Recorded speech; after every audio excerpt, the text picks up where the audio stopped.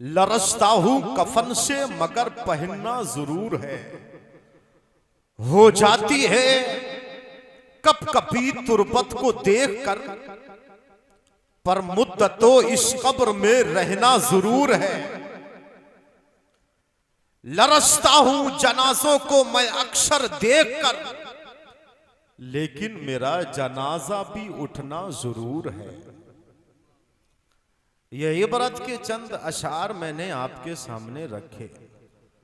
अब आओ, मुस्तफ़ा जाने रहमत सल्लल्लाहु अलैहि वसल्लम के एक यार हैं, यार गार हैं, इस वक्त में साहिब मज़ार है। वो खलीफे अव्वल हैं, नाम हजरत सैयदना सिद्दीक़ अकबर रज़ियल्लाहु ताला अन्हु है। नाम इनका अबू बकर है। सिद्दीक का लक़ब हुजूर ने अबू बकर को अता फरमाया।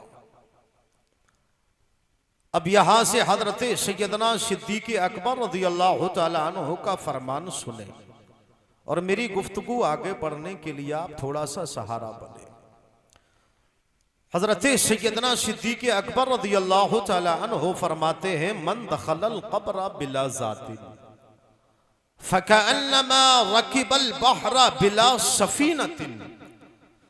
हजरत सैयदना सिद्दीक़ अकबर रज़ियल्लाहु ताला अन्हु इरशाद फरमाते हैं, जो इंसान बगैर किसी तोशा के,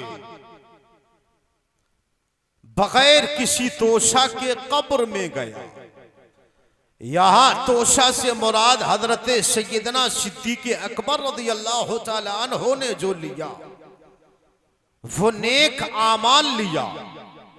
फरमाते हैं हजरत सैयदना सिद्दीक़ अकबर रज़ियल्लाहु ताला अन्हु, बगैर तोशा के जो इंसान कब्र में गया वो उस इंसान की तरह है जो बगैर कश्ती के दरिया में सवार होने का इरादा रखता है। बगैर कश्ती के दरिया में सवार होता है।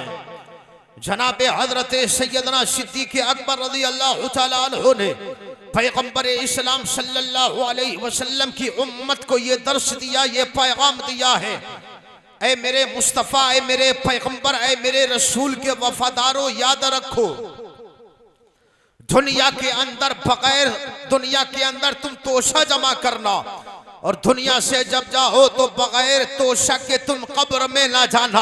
हमने आलम में तसव्वुर में हजरत सैयदना सिद्दीक़ अकबर रज़ियल्लाहु ताला अन्हु की बारगाह आलिया में अर्ज किया। हमने कहा, ए मेरे मुस्तफ़ा के यार, ए साहिबे मदार, ए यारे खार, ए हजरत सैयदना सिद्दीक़ अकबर रज़ियल्लाहु ताला अन्हु, आपकी जात की बारगाह में हमारा सवाल है, जरा ये तो बताएं वो तोशा क्या है। तो हजरत सैयदना सिद्दीक़ अकबर, हमने आलम तसव्वुर में हजरत सैयदना सिद्दीक़ अकबर रज़ियल्लाहु ताला अन्हु की बारगाह में अर्ज किया। हमने कहा ये तोशा से मुराद क्या है? तो जनाब सैयदना सिद्दीक़ अकबर रज़ियल्लाहु ताला अन्हु की बारगाह से ये आवाज आती है, नईमुल क़ादरी, ये तोशा क्या है? ये आखिरत का तोशा है। और आखिरत के तोशा में क्या है? आखिरत के तोशा में है नमाज, कुरान की तलावत, माह रमजान का रोजा, नवाफिल की कसरत, मुस्तफ़ा की बारगाह में दुरूदो सलाम, उलमा से मोहब्बत, पड़ोसी का ख्याल, माँ बाप की तासीम और तकरीम, ये सारा के सारा जितना आमाल है ये सब तोशा है जिसके मुकद्दर में और जिसके पास में ये आखिरत का तोशा होगा। अबू बकर कहते हैं, जिस तरह कश्ती में सवार होने वाला कश्ती से लग जाता है, इसी तरह दुनिया के अंदर तोशा जमा करने वाला कब्र की मंजिल से पार हो जाता। ये आखिरत का तोशा है, आखिरत का तोशा। दुनिया में अगर आपको कामयाब होना है,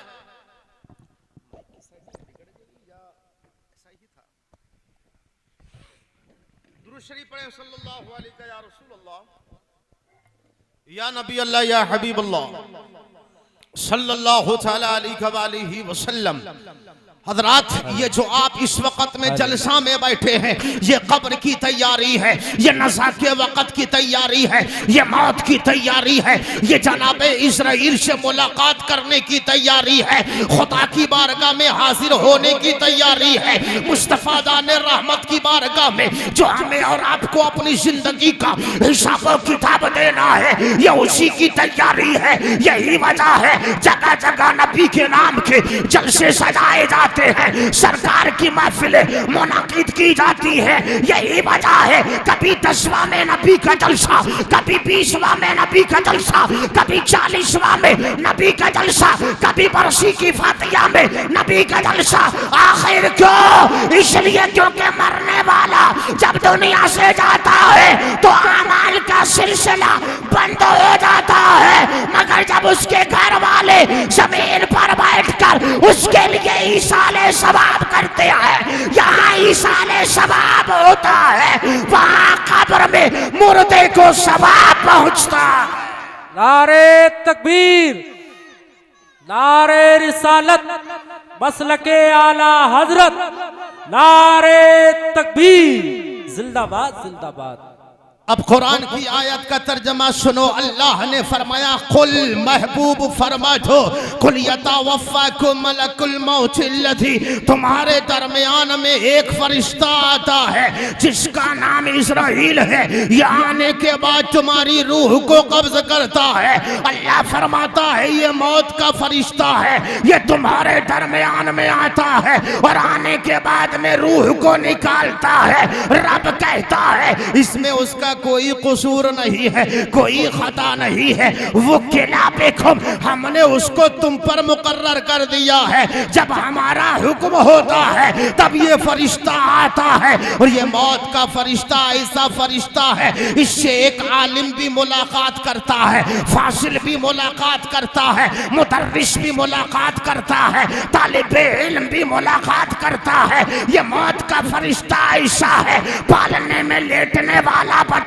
इससे मुलाकात करेगा, लड़कपन की जिंदगी गुजारने वाला इससे मुलाकात करेगा, जवानी में इंतकाल करने वाला इससे मुलाकात करेगा, अधेड़ उम्र की जिंदगी काटने वाला इससे मुलाकात करेगा, बुढ़ापे में आने वाला इससे मुलाकात करेगा। ये मौत का फरिश्ता ऐसा फरिश्ता है कि नबी के दरमियान में अगर आए तो यही फरिश्ता आएगा, रसूल के दरमियान में अगर आए तो यही फरिश्ता आएगा, गौस के दरमियान में आए तो यही फरिश्ता आएगा, ख्वाजा के दरमियान में आए तो यही फरिश्ता आएगा, कुतुब के दरमियान में आए तो यही फरिश्ता आएगा, एक अगर मुताल्लिम के दरमियान में आए तो यही फरिश्ता आएगा, बेटे के दरमियान में आए तो यही फरिश्ता आएगा, बाप के नजदीक आए तो यही फरिश्ता आएगा, माँ के दरमियान में आए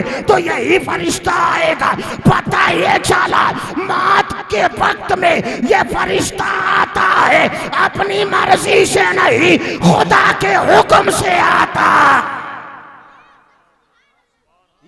बहुत खूब, जिंदाबाद जिंदाबाद, क्या बात है। अल्लाह ने फरमाया वो किला बिकुम, हमने तुम पर मुकर्रर कर दिया है।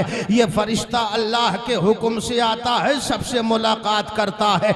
ये आपसे भी मुलाकात करेगा, हमसे भी मुलाकात करेगा, ये उलमा से भी मुलाकात करेगा, सामाईन से भी मुलाकात करेगा, ये मस्जिद के मुअज्जिन से भी मुलाकात करेगा, मस्जिद के इमाम से भी मुलाकात करेगा। मगर हाँ, मुलाकात ऐसी होनी चाहिए, मुलाकात ऐसी होनी चाहिए। सरकार फरमाते हैं, आका ने फरमाया अल मौतो तोहफतिल मोमिन, मोमिन के लिए मौत बहुत बड़ा तोहफा है। आखिर ये मौत मोमिन के लिए तोहफा कैसे है? ये मौत मोमिन के लिए तोहफा ऐसे है कि देखा नहीं मुस्तफ़ा को, करीब ना बैठे मुस्तफ़ा के, मगर बिन देखे हुजूर की शरीयत पे अमल कर रहे हैं। मगर जब इसी ईमान पर खातिमा होगा तो कब्र में बेटा नहीं होगा, कब्र में बाप नहीं नहीं होगा, कब्र में दादा नहीं होगा, कब्र में खानदान वाले नहीं होंगे, कब्र में ननिहाल वाले नहीं होंगे, कब्र में ददियाल वाले नहीं होंगे, ये पड़ोसी तेरी कब्र में नहीं होगा, ये यार तेरी कब्र में नहीं होगा, ये जानसार तेरी कब्र में नहीं होंगे, ये जमींदार तेरी कब्र में नहीं होगा, ये ठेकेदार तेरी कब्र में नहीं होगा, ये दावेदार तेरी कब्र में नहीं होगा। हाँ, तू कब्र में अकेला होगा, मगर जब तू ये दौलत लेकर के जाएगा जिसके बारे में बरेली के रजा ने कहा था, लहद में इसके रुखे से का दाग लेके चले, अंधेरी रात सुनी थी चराग लेके चले। वाह वाह वाह, नारे तकबीर, नारे रिसालत, मसलके आला हजरत, कलाम आला हजरत, हजरत मौलाना मुफ्ती रईमुल कादरी साहब किबला, जिंदाबाद जिंदाबाद। बहुत अच्छे हजरत। जब आपके सीने में ये दौलत होगी तो कहोगे लहद में इसके रुखे शह का दाग लेके चले, अंधेरी रात सुनी थी चराग लेके चले। जब हुजूर की मोहब्बत दिल में होगी ना तो कब्र में कोई नहीं, आमना का लाल होगा, आमना का लाल होगा। समझ रहे हैं आप? आमना का लाल, उस वक्त हुजूर का दीदार होगा। इसीलिए किसी ने कहा कि नकीरैन कब मरकत में आए तो आए, नकीरैन मरकत में आए तो आए, वहां वो जो होंगे तो क्या बात होगी, वहां वो जो होंगे तो क्या बात होगी। ये आखिरत वो फिक्र है जिस फिक्र ने अबू बकर को गमगीन कर दिया, उमर को उदास कर दिया।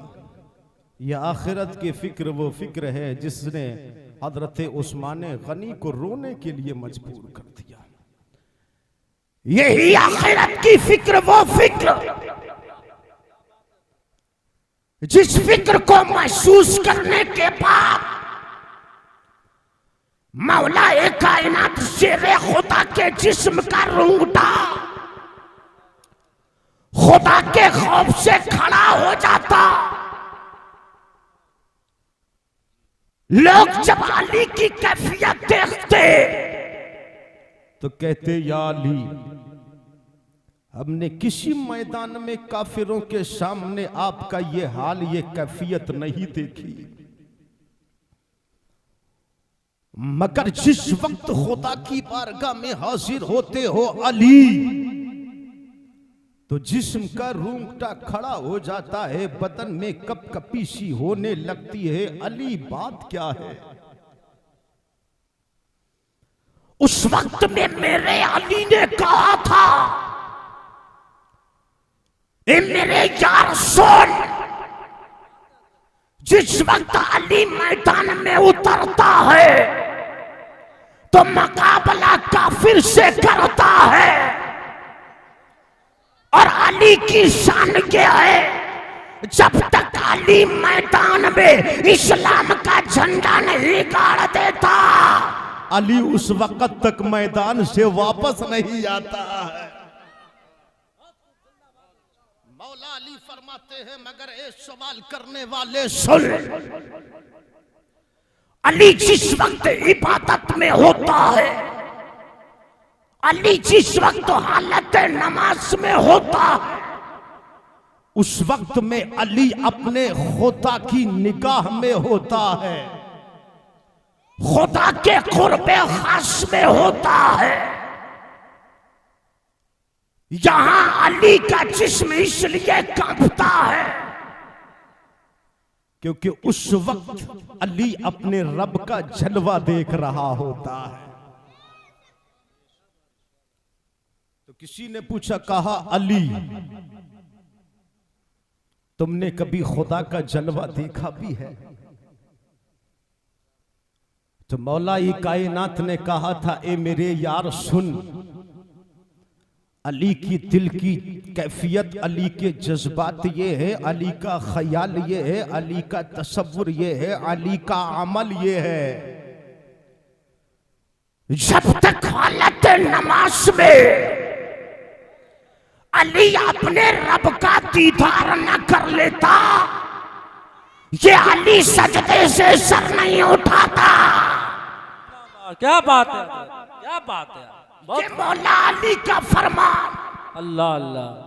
इसी आखिरत की फिक्र की है मौला अली ने, इसी आखिरत की फिक्र की है हजरत अवैसे करनी ने, अल्लाह अल्लाह। इसी आखिरत की फिक्र की है हसनैन करीमैन ने, इसी आखिरत की फिक्र की है इमाम ज़ैनुल आबिदीन ने, इसी आखिरत की फिक्र की है हजरत कासिम अब्बास ने, इसी आखिरत की फिक्र की है हजरत इमाम हसन अस्करी ने, इसी आखिरत की फिक्र की है गौसे आजम ने, इसी आखिरत की फिक्र की है ख्वाजा गरीब नवाज ने।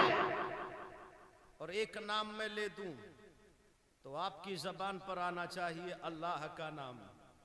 इसी आखिरत की फिक्र की है जनाबे हजरत सैयदना अबू हुरैरा ने। लाहक कर बोलो सुभान अल्लाह। सुभान अल्लाह। हजरत सैयदना अबू हुरैरा रज़ियल्लाहु तआला अन्हु ने इसी आखिरत की फिक्र की। फिक्र की इसलिए दामन इस्लाम थामा, मुस्तफा के कदमों में आए अबू हुरैरा,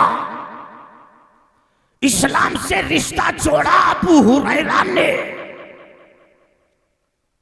जब इस्लाम के हल्के में, इस्लाम के दामन में आ गए, इस्लाम के शामियाने में अबू हुरैरा आ गए, तो उस वक्त में हजरत अबू हुरैरा की जिंदगी का मामला ये था, घर का हाल ये था, बेटा इस्लाम के आंचल में था, मुस्तफा के कदमों में था, बेटा नबी का कलमा पढ़ने वाला था, बेटा मुस्तफा के दामन से लपटने वाला था।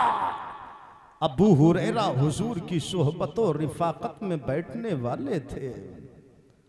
सुबह शाम हुजूर का दीदार करके अपनी निगाहों की तिश्नगी को बुझाने वाले थे।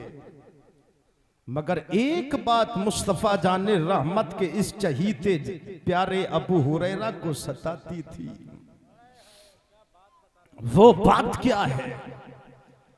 वो बात यह है कि अबू हुरैरा ने तो इस्लाम कबूल कर लिया। ए मेरे भाई डॉक्टर साहब,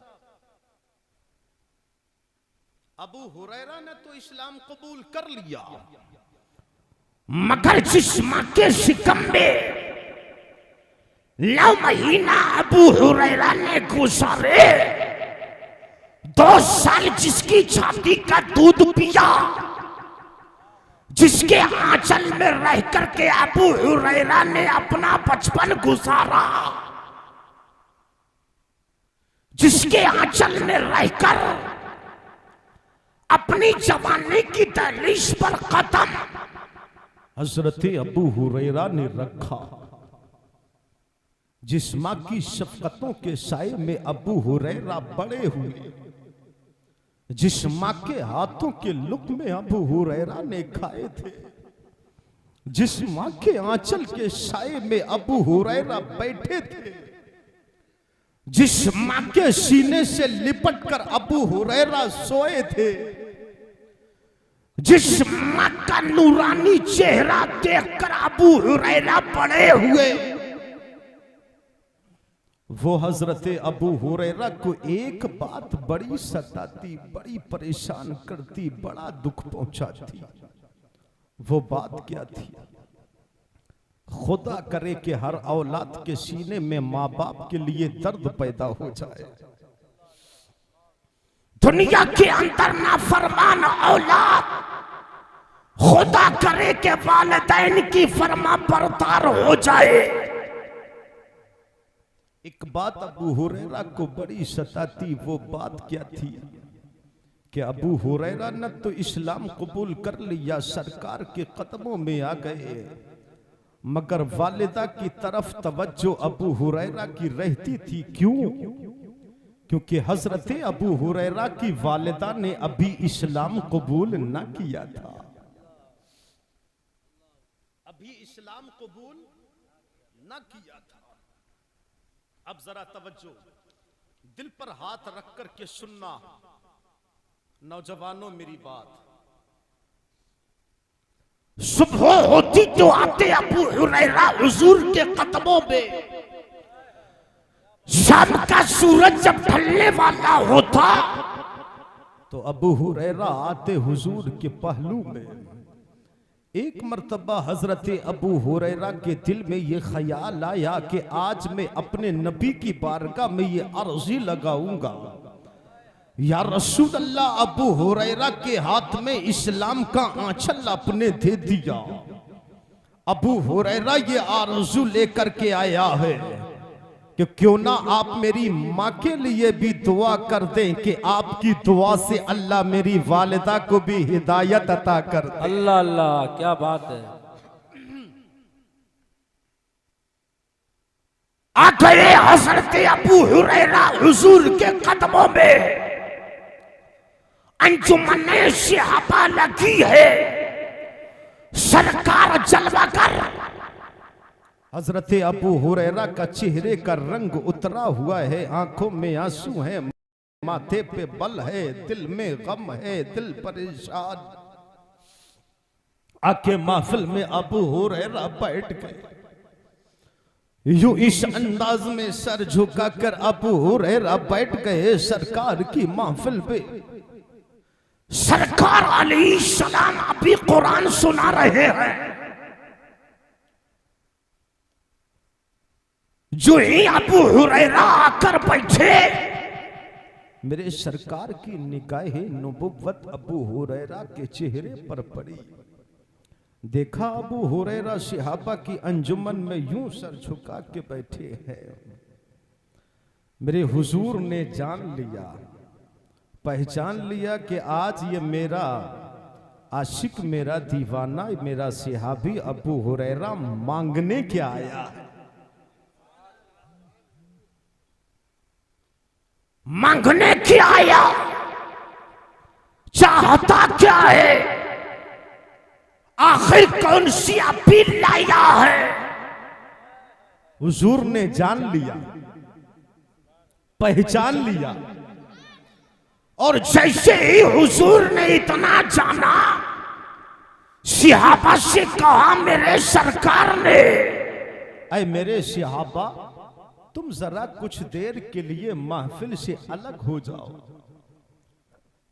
अब ये हुजूर के वफादार सहाबा महफिल से कुछ देर के लिए अलग हुए। हजरत अबू हुरैरा हुजूर के कदमों में बैठे हैं। सरकार फरमाते हैं, अबू हुरैरा आ जरा मेरे थोड़े करीब आ मेरे प्यारे थोड़ा करीब आ, जरा थोड़ा और करीब आ। अबू हुरैरा को हुजूर ने अपने करीब किया। करीब करने के बाद में सरकार फरमाते हैं, अबू हुरैरा कौन सी बात है कि जिसने तेरे दिल को गमगीन कर दिया है, जिसने तुझे परेशान कर दिया है। कौन सी बात है कि जिसने तेरे चेहरे पर उदासी डाल रखी है।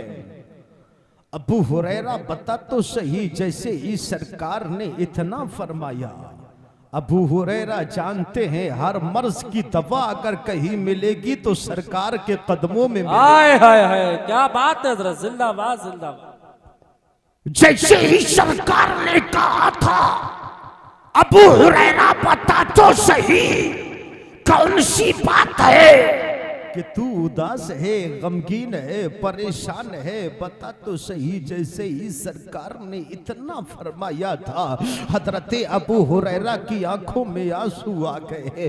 आंखों में जैसे ही अबू हुरैरा की आंखों में आंसू आए, जैसे ही आंसू के कतरे मोती बनकर दामने अबू हुरैरा में गिरे हैं, अल्लाह अकबर। तो हजरत अबू हुरैरा अब रोते जा रहे हैं और बयान करते जा रहे हैं, अल्लाह अकबर, कह रहे हैं या रसूल अल्लाह सल्लल्लाहु अलैहि वसल्लम, ये अबू हुरैरा पैदा हुआ है अपनी माँ के शिकम से, पैदा होने से पहले 9 महीना तक माँ के शिकम में रहा है।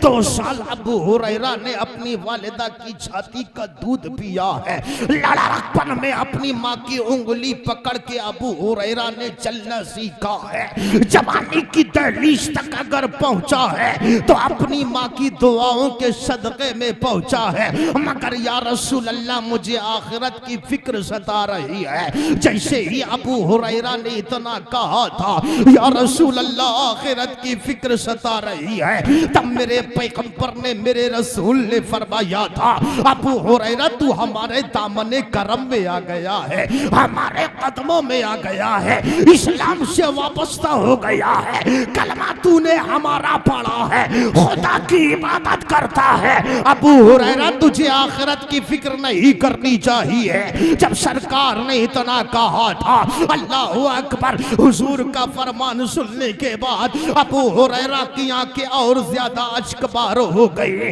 रोते रोते अबू हुरैरा ने कहा था या रसूल अल्लाह मुझे अपनी फिक्र नहीं हो रही है, जिस माँ को अपने घर में छोड़ करके आया हूँ या रसूल अल्लाह उस माँ की फिक्र हो रही है। तब मेरे सरकार फरमाते हैं अबू हुरैरा बात क्या है? कहने लगे या रसूल अल्लाह जब अल्लाह हिसाब किताब का दिन कायम करेगा उस वक़्त में अल्लाह जब फैसला फरमाएगा, जिंदगी का और मजहब का हिसाब किताब लेगा, उस वक़्त में अबू हुरैरा तो इस इम्तिहान में कामयाब हो जाएगा।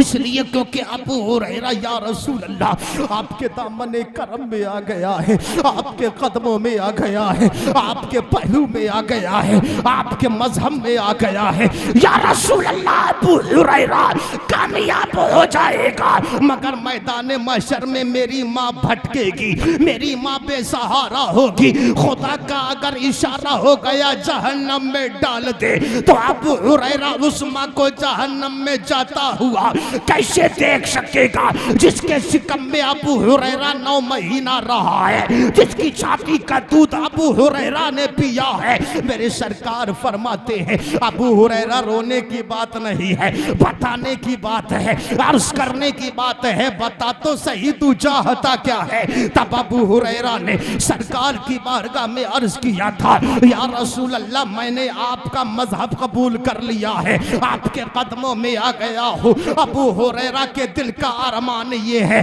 कि जिस तरह मैंने आपका मजहब, आपका धर्म कबूल कर लिया है, या रसूल अल्लाह मेरे दिल की तमन्ना ये है कि मेरी माँ भी कलमा पढ़ के मुसलमान हो जाए। क्या बात है, जिंदाबाद जिंदाबाद, नारे तकबीर, नारे रिसालत, मसलके आला हजरत मुफ्ती लईबुल कादरी साहब किबला, नारे तकबीर, जिंदाबाद जिंदाबाद। बहुत प्यारी हदीस सुना रहे हैं।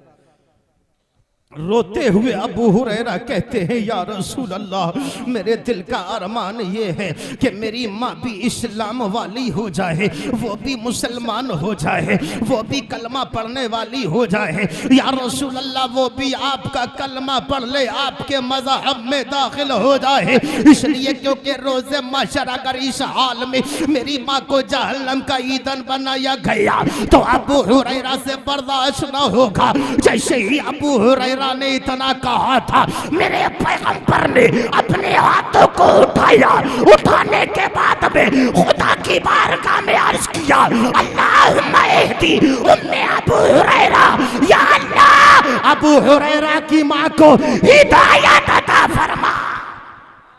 क्या बात है, नारे तकबीर, नारे रिसालत, मसलके आला हजरत शाने सहाबाए किराम, नारे तकबीर, जिंदाबाद।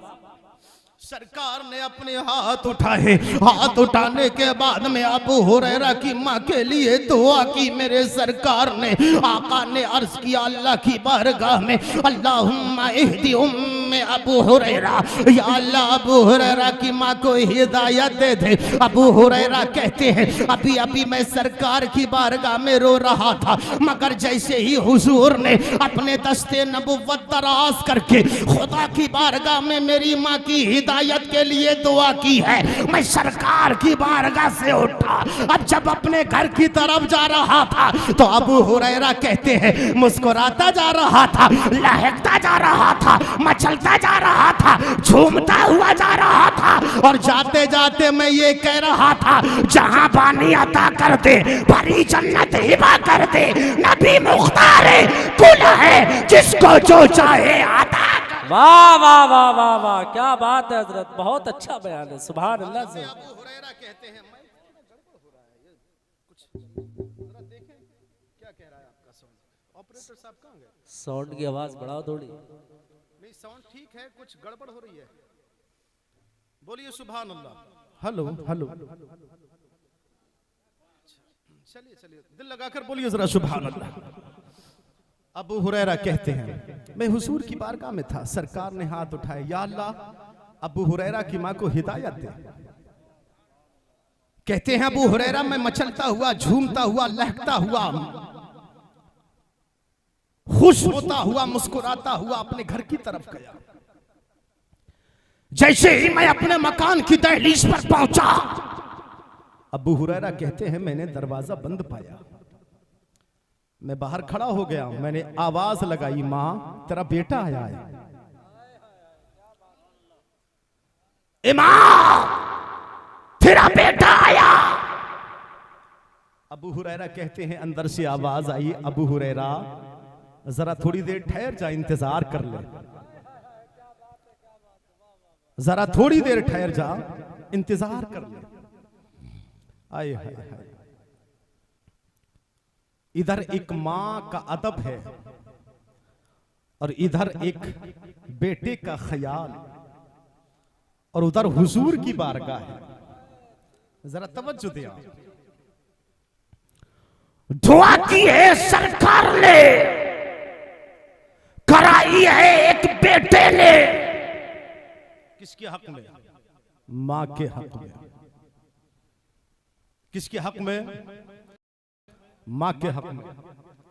बादे इंतकाल भी मां बाप के 5 हुकूक औलाद के ऊपर रह जाते हैं। कितने हुकूक? 5 हुकूक औलाद पर बादे इंतकाल भी मां बाप के रह जाते हैं। उनमें से एक हक ये है कि मां या बाप का इंतकाल हो जाए तो औलाद अपने बाप के जनाजे में, मां के जनाजे में खड़े होकर के नमाजे जनाजा अदा करे। पहला हक ये। मगर मैंने अपने माशरे के हालात देखे हैं, न जाने कितने ऐसे बेटे हैं बाप का जनाजा रखा होता है, मां का जनाजा रखा होता है, और उस वक्त में इमाम साहब जब मुसल्ले इमामत पर जाते हैं तो इजाजत मांगते हैं। ये औलाद दूर से खड़े होकर के कहती है इमाम साहब से कहो इजाजत है मेरी तरफ से। मैं कहता हूं तूने अपने माँ बाप का हक अदा नहीं किया। ये मेरे हुजूर ने तुझसे कहा बादे इंतकाल भी माँ बाप का हक तेरे ऊपर बाकी है। उसमें से एक हक ये है कि माँ इंतकाल कर जाए, बाप इंतकाल कर जाए, औलाद को चाहिए कि उसकी नमाज जनाजा पढ़े। और दूसरा हक ये है जो रिश्ते नाते माँ बाप छोड़ करके गए हैं, औलाद को चाहिए कि उन रिश्तों को इस्तिकामत दे, मुस्तहकम रखे, मजबूत रखे, पकड़ के रखे, उनका ख्याल करे। और रिश्तों के ताल्लुक से कुरान की पहली आयत आप पढ़ें सूरह निसा की, अल्लाह ने रिश्तों के ताल्लुक से हुक्म फरमाया है जो लोग अपने रिश्तों का हक अदा करते हैं अल्लाह फरमाता है कि वो हमारी बारगाह के महबूब बन जाते हैं। पढ़े आप कभी इमाम साहब से सुनिएगा सूरह निसा की पहली आयत सिर्फ सुनिए आप। और उसका तर्जमा कभी इमाम साहब से आप सुनिएगा। कसम खुदा की, जो लोग रिश्तों को कमजोर करते हैं, झूठी बातें बयान करते हैं, उनको नसीहत हासिल होगी, इबरत हासिल होगी। उन्हें पता चलेगा कि जो रिश्ते अल्लाह ने दुनिया में बनाए हैं, जो अपने रिश्तों का हक अदा करता है, कसम खुदा की अल्लाह उसे अपनी बारगाह का महबूब बना लेता है। मेरे प्यारे, एक हक इस तरह से भी अदा किया जाता है कि आप 5 वक्त के नमाजी हो जाए, आप 5 टाइम के नमाजी हो जाए। जब बंदा 5 टाइम का नमाजी हो जाता है, अल्लाह अकबर, माँ दुनिया से जाए, बाप दुनिया से जाए, वो 5 टाइम अल्लाह की इबादत करता है और हर नमाज के आखिर में कहता है, रब्बी जअलनी मुक़ीमस्सलाह व मिन ज़ुर्रिय्यती रब्बना व तक़ब्बल दुआ रब्बना ग़फ़िरली वलिवालिदैया वलिल मुमिनीना यौम यक़ूमुल हिसाब। ये नमाज अदा करने वाला नमाजी अपने माँ बाप के लिए भी दुआए मग़फ़िरत नमाज में करता है और कुल ईमान वालों के लिए भी ये मस्जिद का नमाजी दुआए मग़फ़िरत करता है। इस अंदाज में भी माँ बाप का हक अदा होता है, मगर जो अल्लाह का हक अदा ना करे, वो माँ बाप का हक अदा क्या करे। सरकार आला हजरत अली रहमान ने एक मर्तबा फरमाया, लोगों, मौत का खुशी खुशी इस्तिकबाल करना। सरकार आला हजरत अली रहमान ने फरमाया, लोगों, मौत का खुशी के साथ इस्तिकबाल करना। लोगों ने अर्ज किया, या सैयदी आला हजरत इमाम अहमद रज़ा फाज़िल बरेलवी हुजूर, इंसान दुनिया से जाने वाला है, मौत साई की तरह खड़ी है और अभी जिस्म से रूह निकलने वाली है। बाप से रिश्ता टूट रहा है, माँ से ताल्लुक खत्म हो रहा है, भाई से जुदा हो रहा है, बहन से दूर जा रहा है, अपने साथियों को अलविदा कह रहा है, तमाम रिश्तों से अब दूर हो रहा है। लोगों ने कहा, हुजूर, ऐसे हाल में ये मरने वाला मौत का इस्तिकबाल खुशी खुशी कैसे कर सकता है। सरकार आला हजरत अली रहमा फरमाते हैं, अपनी जिंदगी में सबसे ज्यादा मदीने वाले से करो। आला हजरत फरमाते हैं, कसम खुदा की तुम्हें मौत से भी मोहब्बत हो जाएगी। अपनी जिंदगी में सबसे ज्यादा मोहब्बत मदीने वाले हुजूर से करो, तुम्हें मौत से भी मोहब्बत हो जाएगी। सुभान अल्लाह बोलो यार। थक गए आप लोग? नींद आ रही है? दिल लगाकर जरा बोलो सुभान अल्लाह। बात रह गई है, बात आगे बढ़ाऊं कि यहीं पर सलाम पढ़वाऊं? सुनना है आपको? दिल लगाकर बोलो सुभान अल्लाह। ऊंची आवाज में बोलो सुभान अल्लाह। और जरा दिल लगाकर बोलो सुभान अल्लाह। अच्छा, ये सही बताना, आपका दिल लग रहा है कि नहीं लग रहा है? हजरत अबू हुरैरा कहते हैं, मैं दरवाजे पर आया, मैंने दरवाजे पे आने के बाद में आवाज दी, माँ। अंदर से आवाज आई, बेटे अबू हुरैरा जरा ठहर, इंतजार कर। हजरत अबू हुरैरा कहते हैं, मैं दरवाजे पे खड़ा इंतजार कर रहा था। कुछ देर जब हो गई तो मैंने वो दरवाजे की दहलीज को देखा। क्या देखा मैंने? कि अंदर से पानी बहता हुआ आ रहा है। अंदर से पानी बहता हुआ आ रहा है। समझदार लोग हैं आपकी बस्ती के, बोलते कम है मगर खामोशी से समझते ज्यादा है। हकीकत बात है। और जहां लोग ज्यादा खामोशी के साथ सुनते हैं, ये बात तय है और यकीनी है कि वहां के लोग बात को समझने का हुनर रखते हैं। अबू हुरैरा कहते हैं, मैंने कुछ देर दहलीज पर खड़े होकर इंतजार किया। कुछ लम्हात के बाद मैंने देखा दहलीज के अंदर से पानी आ रहा है, यानी घर से पानी बहता हुआ दहलीज को पार करके मेरे कदमों तक आया। इधर मकान का दरवाजा बंद, अंदर से आवाज, बेटा ठहर जाओ। कुछ देर के बाद पानी बहता आया। अबू हुरैरा कहते हैं, पानी को देखने के बाद मेरे दिल ने कहा, अबू हुरैरा तेरा काम हो गया है। कहते हैं अबू हुरैरा, मेरे दिल ने कहा, ए अबू हुरैरा तेरा काम हो गया। अबू हुरैरा कहते हैं कि पानी बहता हुआ दहलीज पार कर रहा था, मेरे कदमों से गुजर रहा था। अबू हुरैरा दरवाजे पर खड़े होकर के इंतजार कर रहा था। कुछ देर के बाद में जब माँ ने दरवाजा खोला, अल्लाह अकबर, तो हजरत अबू हुरैरा कहते हैं इधर मैं अपनी माँ के करीब आया था, दरवाजा खोला था, दिल को सुकून तो उसी वक्त हो गया था जब अबू हुरैरा के पैगंबर ने, नबी ने, रसूल ने अबू हुरैरा की माँ के लिए दुआए हिदायत दी थी। अल्लाह अकबर। अबू हुरैरा कहते हैं जैसे ही माँ ने दरवाजा खोला, खोलते ही जबान पर कलमाए तैयबा था और बोलती नजर आ रही थी, बेटा जिस पैगंबर का कलमा तूने पढ़ा है उसी पैगंबर का कलमा आज तेरी अम्मी भी पढ़ रही है। वाह वाह वाह वाह, नारे तकबीर, नारे रिसालत, मसलके आला हजरत, नारे तकबीर, जिंदाबाद जिंदाबाद।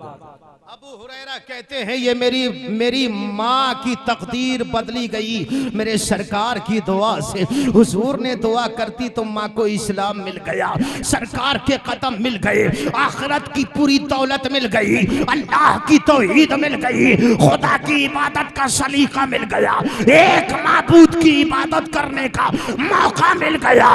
ये सारा के सारा मामला जो मिला है, ये सारा के सारा जो इनाम मिला है, अबू हुरैरा कहते हैं सरकार की बारगाह से मिला है। इसलिए उस्ताद जमल ने कहा था, दिल दर्द से बिस्मिल की तरह लौट रहा हो, सीने पे तसल्ली को तेरा हाथ धरा हो, ऐसा घुमाते उनकी बिला में खुदा हमें ढूंढा करे, पिसर को पिदर को खबर ना हो। मेरे अजीज, ये मौत है, मौत सबके नजदीक आने, सबके नजदीक। एक आयत और है कुरान की, अल्लाह ने फरमाया ततवफ़्फ़ाहुमुल मलाइका, हमने इस पर फरिश्तों को मुकर्रर किया है। अब आप तवज्जो दें यार, एक दो बात मैं आपसे इल्मी बात कर दूं। एक आयत में अल्लाह ने वाहिद का सेगा है, कुल यतवफ़्फ़ाकुम मलकुल मौतिल्लज़ी, मलक कहा अल्लाह ने, मलाइका नहीं। यहां एक फरिश्ते का जिक्र किया और यहां ततवफ़्फ़ाहुमुल मलाइका, यहां कई फरिश्तों का जिक्र किया अल्लाह ने। बात ताज्जुब में पढ़ने की है, आपका ताज्जुब भी थोड़ा सा खत्म कर दूं मैं। अल्लाह ने रूह निकालने के लिए एक ही फरिश्ता मुकर्रर किया है, उसका नाम है इज़राइल। यहां पर एक बात और आपके सामने रख देता हूं, ये इज़राइल का इंतखाब कैसे हुआ रूह निकालने के लिए, वो सुन ले आप। इज़राइल का इंतखाब कैसे हुआ रूह निकालने के लिए? दरअसल अल्लाह ने जब आदम का वजूद तैयार करने का इरादा किया तो हामिला ने अर्श को हुक्म दिया। अल्लाह ने कहा, ए फरिश्तों, यके बाद दीगरे जमीन पर जाओ, एक एक करके जमीन से मिट्टी लेकर के आओ। वो अर्श के फरिश्ते एक एक करके जमीन पर आते रहे, जमीन को उठाना चाहा, जैसे ही जमीन से मिट्टी को लेना चाहा, जमीन ने फौरन कह दिया, कहा, ए फरिश्ते, तुझे जिसने भेजा है तुझे उसका वास्ता है, मुझे ना लेकर जा, मुझे ना लेकर जा। यहां मैं एक चीज आपके सामने जिक्र करूं, मिट्टी को भी खबर है कि अल्लाह ने जिस जहन्नम को बनाया है उस जहन्नम को अल्लाह भरेगा। और अल्लाह ने कुरान में फरमाया, या अय्युहल्लज़ीना आमनू कू अनफुसकुम व अहलीकुम नारन वक़ूदुहन्नास वल हिजारा, ऐ लोगो तुम मुझसे डरो, अपने घर वालों को डराओ, अपनी जानों को महफूज रखो। किससे? जहन्नम की ईंधन से, जहन्नम की आग से। अल्लाह फरमाता है, जिसका ईंधन हमने पत्थर को बनाया है और इंसान को बनाया है। एक फरिश्ता आया उतरकर जमीन पर, मिट्टी को जैसे ही लेने का इरादा किया, मिट्टी ने फौरन कहा, ए आने वाले फरिश्ते, तुझे उस रब का वास्ता जिसने भेजा है, मुझे यहां से ना लेकर जा। फरिश्ता वापस हो गया। दूसरा फरिश्ता आया, मिट्टी उठाना चाहिए। मिट्टी ने फिर वास्ता दे दिया, कहा ए फरिश्ते, तुझे उस रब का वास्ता जिसने तुझे भेजा है, मुझे नहीं लेकर जा। अल मुख्तसर ये सारे फरिश्ते जमीन पर आए और उन सारे फरिश्तों को जमीन ने अल्लाह की जात का वास्ता दिया, सब वापस हो गए। आखिर में यही मौत का फरिश्ता इजराइल आया मिट्टी उठाने। बात समझ में आ रही है? समझ रहे हैं आप?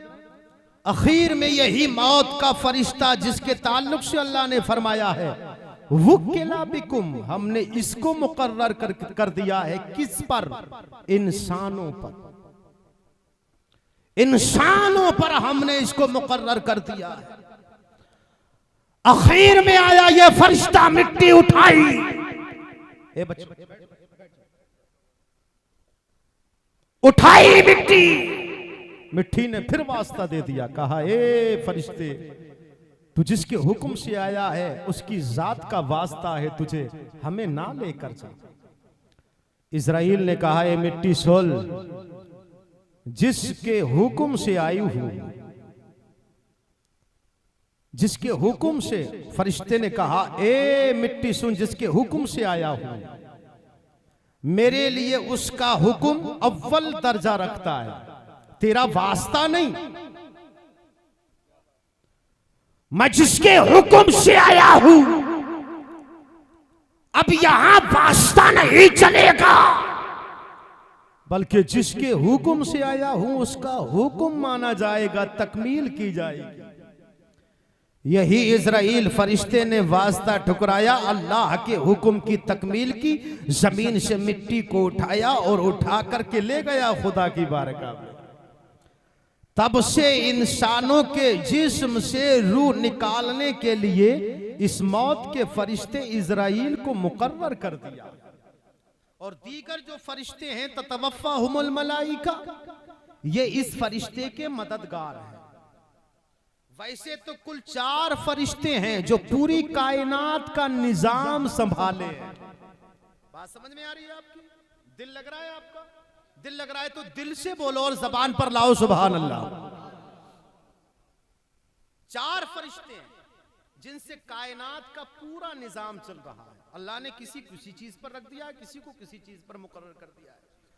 मगर इस्राएल का काम यह है कि वो हर आकिलो नादान, कमजोरो पहलवान, अमीरो गरीब, इमामो मुअज्जिन, खजांचियो मुतवल्ली, काफिरो मुशरिक, ईमान वाला और बददीन, सबकी रूह निकाल के पहुंचता है। मगर फर्क इतना कि काफिर के जिस्म से रूह को जब निकाला जाता है तो सख्ती के साथ खींचा जाता है, और हुजूर के आशिक के जिस्म से जब रूह को निकाला जाता है तो बड़ी नरमी के साथ निकाला जाता है। अल्लाह अकबर। फर्क इतना है, मौत तो सबके नजदीक आनी है, जान भी जानी है, दुनिया फानी है, दुनिया फानी है, एक दिन सारी कायनात मिट जानी है। फिर तुझको क्यों हैरानी है? कर डाल जो दिल में ठानी है। और यही हमारा जज्बे ईमानी है। क्या करूं तेरे नाम पे जा फिदा, न बस एक जान दो जहां फिदा, दो जहां से भी नहीं जी भरा। या रसूल अल्लाह करूं क्या, करोड़ों जहां नहीं। ये मौत का फरिश्ता है।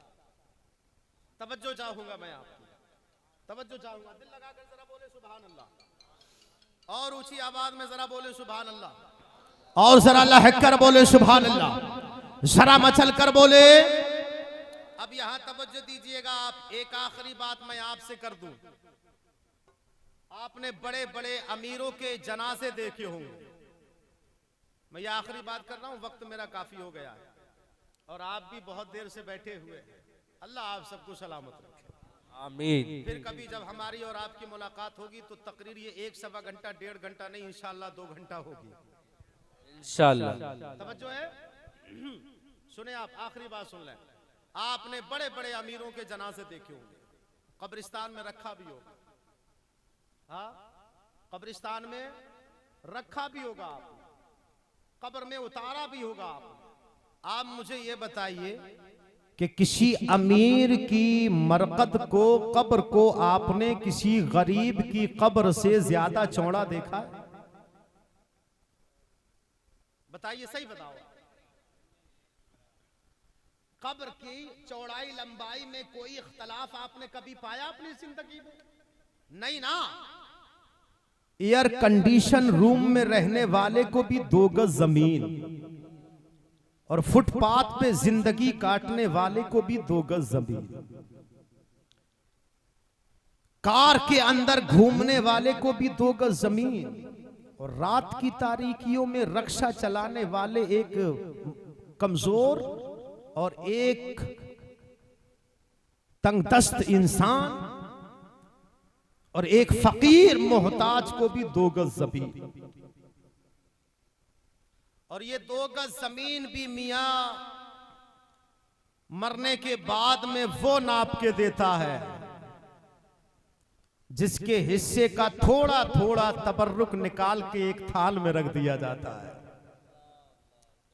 40वां के दिन जिसको मार्केट से सबसे हल्का, सबसे सस्ता कपड़ा ला करके दिया जाता है, किसको देना है? मियां साहब को देना है, कब्र खोदने वाले को देना है। ये कब्र खोदने वाले की ताकत देखो आप। बड़े बड़े ताकतवर और सूरमाओं की कब्र खोदने के लिए जब ये जाता है तो एक सेंटा, एक डंडा लेकर के जाता है, नाप करके हमारी और तुम्हारी कब्र वही एक गरीब इंसान खोदता है। किसी ठेकेदार की कब्र को एक बालिश्त बढ़ती नहीं खोदता। एयर कंडीशन में जिंदगी काटने वाले की कब्र को एक बालिश्त बढ़ाकर नहीं खोदता। कद का जैसा नाप, लंबाई वैसी, मगर चौड़ाई फकत 2 गज, फकत 2 गज।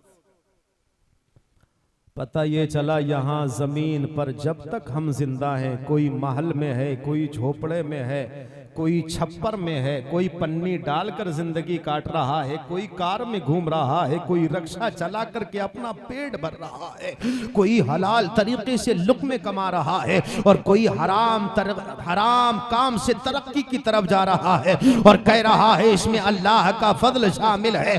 शर्म कर, हराम कमाने में अल्लाह का फजल शामिल नहीं है। तू हराम के लुक़मों से अपने आप को दूर रख। हलाल का एक लुकमा खा, भले तू पानी में डुबो करके खा, फिर सीना तान करके कहना हादा मिन फजल रब्बी, जो कुछ मिला है मुझे मेरे रब के फजल से मिला है।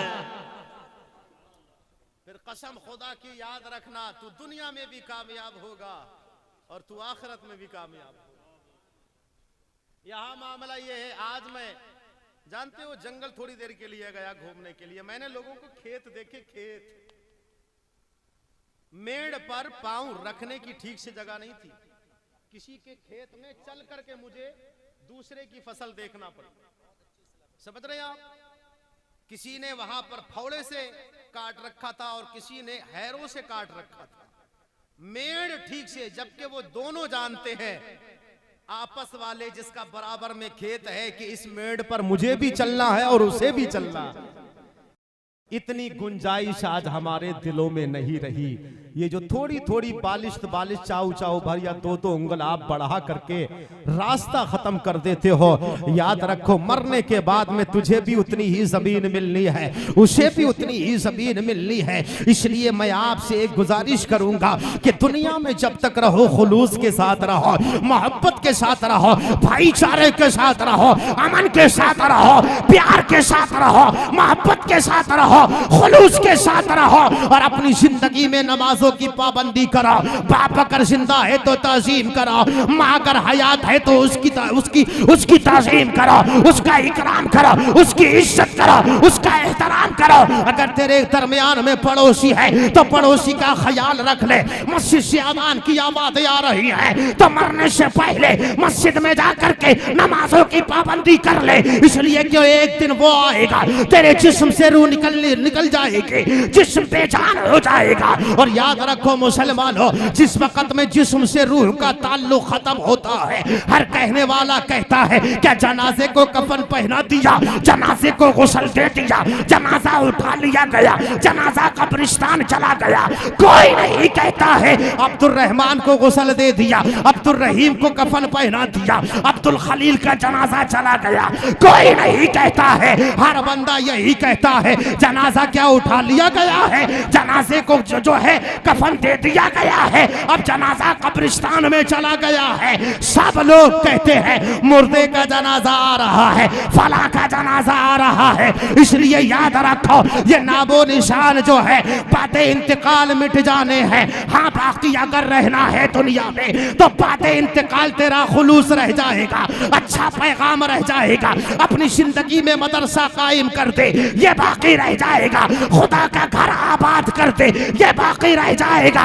अपने 4 बेटों में से एक बेटे को आलिम दीन बना दे, ये जब तक जिंदा रहेगा कुरान पढ़ाता रहेगा, कब्र में तुझे सवाब पहुंचाता रहेगा। जिंदाबाद जिंदाबाद, बहुत अच्छा पैगाम। ये चंद बातें जो मैंने आपके सामने रखी है मेरे अजीज, थोड़ा सा अपने अंदर बदलाव लाओ, अपने आप को सुधारो। मेरे सरकार फरमाते हैं मरने वाले के अंदर 3 अलामतें देखो तो जान लो ये मरने वाला खुदा की रहमतों में गया है। चाचा आखिरी बात, चाचा सुने मुस्कुरा करके जरा बोले सुभान अल्लाह। जिनकी उम्र ज्यादा हो गई है उन्हें नमाजें ज्यादा पढ़ना चाहिए। हाँ, जैसे जैसे उम्र ज्यादा बढ़ती है इंसान मौत के करीब जाता है, मगर हाल हमारे माशरे का बड़ा अजीब है। जैसे जैसे उम्र ढलती जाती है वैसे वैसे हमारे माशरे का वो हमारा चच्चा सोचता है कि अभी भी मैं जवान हूं। यही वजह है कि चेहरों पे दाढ़ियां नहीं होती है, यही वजह। अल्लाह अपना फजल फरमाए। ये आखिरी बात मैं कह दूं, किसी का दिल दुखा हो अगर इस जुमले से तो माफ कीजिएगा। दरअसल मैं मिंबरों पे इस तरह की बातें बहुत कम करता हूं, मेरी आदत है। मैं चाहता हूं कि कौम सुधरे, इबरत की चंद बातें हों, नसीहत के चंद बोल आपके सामने रख दिए जाएं, चंद अल्फाज आपकी बारगाह तक पेश कर दिए जाएं कि कम से कम सामाईन में से एक बंदा तो नसीहत हासिल कर ले। इतना हमारी जिंदगी के लिए काफी है। यही हमारी गुफ्तगू की कामयाबी की सबसे बड़ी जमानत है, एक बंदा नसीहत हासिल करे। एक आखिरी बात मैं आपके सामने अर्ज कर दूं, मेरे सरकार फरमाते हैं मरने वाले के दरमियान में अगर 3 अलामतें पाओ, उस पर 3 निशानियां देखो, तो सरकार फरमाते हैं जान लो वो अल्लाह की रहमतों में गया है। यार सुभान अल्लाह। साहबा ने अर्ज किया या रसूल अल्लाह वो अलामतें क्या हैं? सरकार फरमाते हैं पहली अलामत ये है कि मरने वाले के माथे पे बल पड़ जाए, मरने वाले के माथे पर बल पड़ जाए। साहबा ने अर्ज किया या रसूल अल्लाह दूसरी अलामत क्या है? हुजूर फरमाते हैं दूसरी अलामत यह है कि इंतकाल करने वाले की आंखों में आंसू का 1 या 2 कतरा आ जाए। साहबा ने अर्ज किया या रसूल अल्लाह तीसरी अलामत क्या है? हुजूर ने फरमाया तीसरी अलामत यह है कि मरने वाले के दोनों नाक के नथने फूल जाएं, फूल जाएं।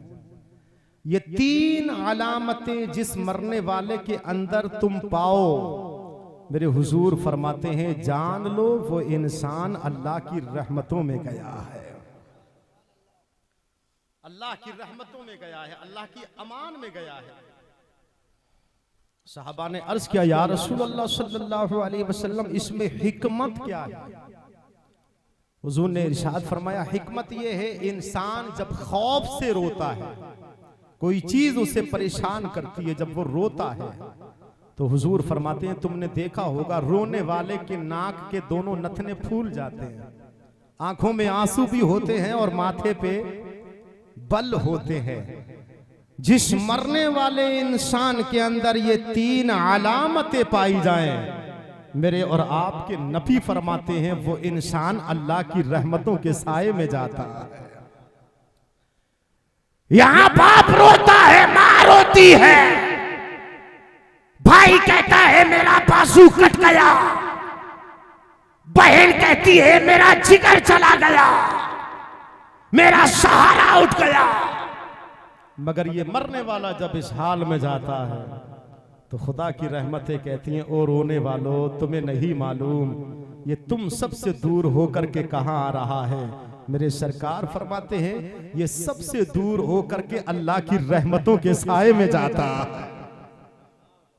ये सबसे दूर होकर अल्लाह की रहमतों के साए में जाता है। ये 3 अलामतें जिस इंतकाल करने वाले की आप देखो, ये जान लो कि इसका खात्मा ईमान पर हुआ है। सरकार अलैहिस्सलाम ने इरशाद फरमाया, लोगों जब तुम किसी मरने वाले के करीब खड़े हो तो जोर जोर से कलमा पढ़ो, इसलिए क्योंकि हुजूर की हदीस है, सरकार फरमाते मन काना आखिर कलामिही ला इलाहा इल्लल्लाह। हुजूर फरमाते हैं जिसकी जबान पर आखिरी कलमा हो, मन काना आखिर कलामिही, जिसकी जबान पर आखिरी कलमा हो। साहबा ने अर्ज किया, या रसूल अल्लाह कौन सा कलमा? आका कहते हैं ला इलाहा इल्लल्लाह, जिसकी जबान पर यह आखिरी कलमा हो ला इलाहा इल्लल्लाह। साहबा ने अर्ज किया, या रसूल अल्लाह जिसकी जबान पर आखिरी कलमा हो ला इलाहा इल्लल्लाह, उसको क्या हासिल होता है? मेरे हुजूर फरमाते हैं दखलल जन्नत, अल्लाह उस कलमा पढ़ने वाले को जन्नत में दाखिल फरमा देता है। इसलिए आपसे गुजारिश है कि उस वक्त में जोर जोर से कलमा पढ़ा करो, और जब अपने अजीज को कब्र में उतार दिया करो तो कुछ देर ठहरा करो, कुछ देर ठहरा करो, कुछ देर रुका करो, जितनी देर हो सके उतनी देर ठहरा करो, जितना हो सके उतना पढ़ा करो, जो याद है वो पढ़ा करो, जिस कदर याद है उस कदर पढ़ा करो। साहबा ने अर्ज किया, या रसूल अल्लाह कितनी देर ठहरा जाए? अपने अजीज की कब्र पर जब उसे कब्र में रख दिया जाए, तख्ते लगा दिए जाए, मिट्टी डाल दी जाए, कब्र तैयार हो जाए, कितनी देर रुका जाए? हुजूर फरमाते हैं इतनी देर जितनी देर में ऊंट ज़िबा होता है, फिर खाल उतारी जाती है, फिर बोटियां बनाई जाती है, फिर इलाके में महल्ले में तकसीम किया जाता है, इतनी देर ठहरा करो। अब आप खुद ही गुड़ा भाग लगा लीजिए कि कितनी देर लगेगी। मगर मेरे भाई सरकार ने तो फरमाया था कि अपने अजीज, अपने भाई, अपनी माँ, अपने बाप, अपने दादा, अपनी दादी की कब्र पे इतनी देर ठहरो जितनी देर में ऊंट ज़िबा होकर खाल उतरकर बोटियां बनकर बटती हैं, इतनी देर ठहरो। मगर वहां ठहरने वाला मिलेगा आपको मस्जिद का मुअज्जिन, फातिहा पढ़ने वाला मिलेगा आपको मस्जिद का इमाम, कुरान की तलावत करने वाले मिलेंगे आपको मदरसे के तलबा, कब्र को सही और दुरुस्त करने वाले मिलेंगे आपको मियां साहिब, और ये जनाब जो बाप की सारी जमीन के अब वारिस होने वाले हैं, मकान के वारिस, माल के वारिस, दुकान के वारिस, खेती बाड़ी के वारिस, जितना बैंक में बैलेंस है उसके वारिस, ये जो हथियाने वाले हैं ये सबसे पहले कब्र से दूर हो जाते हैं। क्या ख्याल करके? भाई लोग आए हैं, उनको अभी मुझे खाना भी खिलाना है। मैं आपसे गुजारिश करूंगा, तेरे बाप के रिश्तेदार जाते हैं, जाने दे, तेरे यार दोस्त जाते हैं, जाने दे, तेरे गांव के लोग जाते हैं, जाने दे, तेरे खानदान वाले कब्र से दूर जाते हैं, जाने दे। तेरे अपने अगर कब्र से दूर जा रहे हैं उन्हें भी जाने दे। तेरी ननिहाल के लोग आए वो जा रहे हैं उन्हें भी जाने दे। तेरे फूफा और खालू आए वो अगर जा रहे हैं तो उन्हें भी जाने दे। तू अपने बाप का बेटा है, लखते जिगर है, आंखों का नूर है। तू अपने बाप की कब्र पे तकरीबन 1.5-2 घंटा खड़ा होकर के कभी बिस्मिल्लाह पढ़, कभी सूरह फातिहा पढ़, कभी सूरह इखलास पढ़, कभी इन्ना आतैना कल कौसर पढ़, कभी खुदा को या अल्लाह कहे, कभी या रहमान कहे, या रहीम कहे, या गफ्फार कहे, कभी या सत्तार बोल। तू जितनी देर 1.5-2 घंटा अपने बाप की माँ की कब्र पे खड़ा हो करके अल्लाह को याद करेगा, दुरूद पढ़ेगा, कुरान पढ़ेगा, अल्लाह के आसमाए पाक लेगा, तू खड़े होकर के पढ़ेगा, कसम खुदा की तुझे भी सवाब मिलेगा। तेरा बाप तेरी माँ जो कब्र में गए हैं उन्हें सवाब भी मिलेगा, सवालों में आसानी भी होगी, अल्हम्दुलिल्लाह आखिरत की मंजिल भी आसान हो जाएगी। कम से कम तू इतना कर लिया। यह आखिरी नसीहत मेरे अजीज मेरी आपसे है, चाहे तो आप इसे टाल दें और चाहे तो आप अपनी जिंदगी का अमल बना लें। क्यों? क्योंकि दुनिया से रुखसत तेरा बाप हुआ है, दुनिया से तेरी माँ गई है। तुझे चाहिए कि कम से कम 1.5-2 घंटा उसकी कब्र पे खड़ा होकर के कुरान की तलावत कर, दुरूद पढ़, जो तुझे याद है वो पढ़। पढ़ने के बाद उनकी रूह को ईसाल कर दे, कसम खुदा की तुझे भी सवाब मिलेगा, तेरे मरने वाले मरहुमीन को भी सवाब मिलेगा और अल्लाह उसकी कब्र में रहमतों की बारिशें फरमा देगा। अपना ये हाल बना लो। और सैयदी सरकार आला हजरत ने जो फरमाया, मौत का इस्तिकबाल खुशी के साथ करना, इसलिए क्योंकि जब तुम्हें सबसे ज्यादा मदीने वाले से मोहब्बत हो जाएगी तो तुम मौत से डरोगे नहीं, तुम्हें मौत से भी मोहब्बत हो जाएगी। और जिसे मौत से मोहब्बत हो जाए, हुजूर से मोहब्बत हो जाए, वो तो फिर सरेआम ये कहेगा मेरी कब्र की रात वो क्या रात होगी, वहीं उनसे पहली मुलाकात होगी। नकीरैन मरकद में आए तो आए, वहां वो जो होंगे तो क्या बात होगी। वमा अलैना इल्लल बलाग। अस्सलामु अलैकुम व रहमतुल्लाह।